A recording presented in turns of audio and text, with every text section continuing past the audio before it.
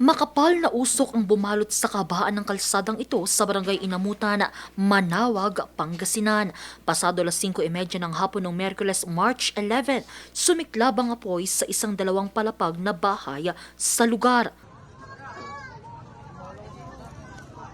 Meron pong apektadong 3 occupancy, isang nipahat, isang storage na partially gutted, and isa po na residential house na partially gutted rin po. Inabot ng halos 1 oras ang mga bumbero bago nila maapula ang apoy bandang alas 6:30 na ng gabi.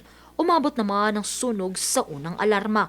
As of now po, ongoing pa rin po yung check natin. So hindi ko po madadivulge kung ano yung mga progress niya. But rest assured po, meron po tayong in-depth investigation kung saan po nagmula at ano po yung cost ng sunog natin. Sa ngayon, inaalam pa ang mitsa ng apoy at kabuang danyos ng sunog. Wala namang nasugatan sa insidente.